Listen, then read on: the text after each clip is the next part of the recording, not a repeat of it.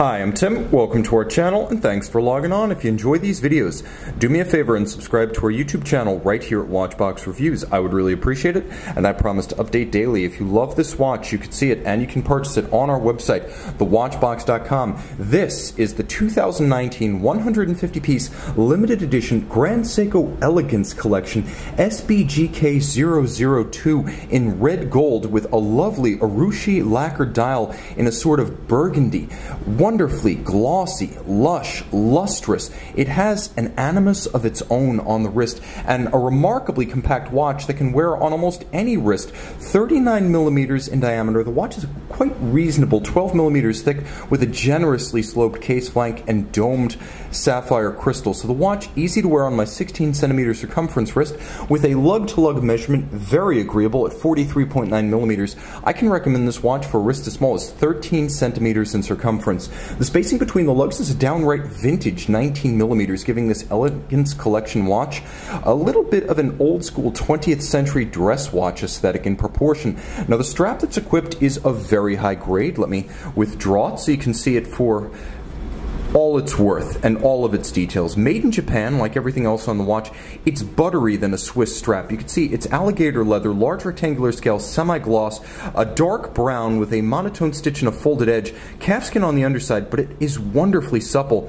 Although you can see it's a new strap, it feels broken in. It feels almost like a lush suede in the hands. Very comfortable and distinctly different. A lovely beveled, polished, and satin finished pin buckle for easy on-the-fly adjustments, and of course that 20th century dress watch look.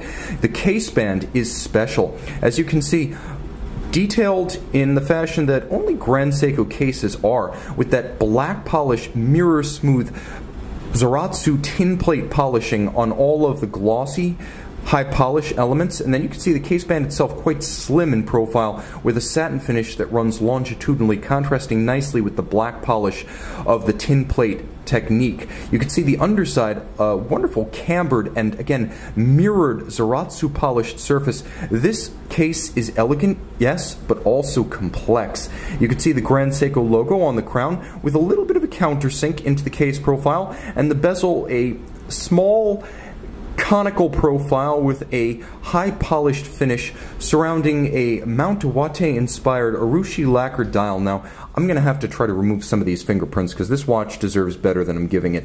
This is a graceful timepiece. You can see a little bit of 1960s Grand Seiko recalled by the sapphire, which is bubble shaped, and you can see it is designed to evoke a mid 20th century plexiglass or thermoplastic. The Urushi dial that's executed here is done in Kanazawa by a gentleman named Iwateyama, and it is a traditional technique that starts with tree sap, and that's just the base, which is a translucent lacquer over that Mount Iwateyama snow scatter pattern that radiates out from the center, from the cannon pinion. Now there's another technique at play here involving a different kind of lacquering. It's a sort of additive building to create volume, and that's called Takamaki-e, and it's executed with platinum powder mixed with lacquer for all of the numerals as well as the indices. So they're built up to have height above the dial in 3 dimensions, and they're executed using hand-painted lacquer with platinum mixed in. It's gorgeous. The hands at center, as well as the hands for the constant seconds and the 3-day power reserve, are themselves hand-finished, manually executed using diamond-tipped tools. They are beautiful to behold. Their faceting, the satin of their top, the polishing of their bevel, something to examine with a loop if you own this watch. It truly warrants the ownership and use of a loop on the dial side. Now turn it all over and you're looking at the first Grand Seiko manual wind movement in 8 years. This is the caliber 9S63, manual wind, 72-hour power reserve, 28.8 beat rate, 33 joules, adjusted in a chronometer busting 6 positions, and with a precision attestation to match. Grand Seiko attests that this watch will meet a standard of no worse than -3 + 5 seconds. Remember, a COSC chronometer over 24 hours is going to be -4 + 6, so advantage Grand Seiko. There's also a stop seconds function, so you can halt the watch to synchronize to a reference time, and this 150-piece limited edition is 30 meters water resistant and a robust 30 with the screwed-in case back. You can see it's nicely executed, but all of the hand-finished action is on the case here, as well as the dial, which each in the individual case, the canister and the dial, works of art. Own an entire gallery on your wrist. See this Grand Seiko Elegance Collection limited edition, the SBGK002 Urushi Lacquer, and make it yours on the watch box.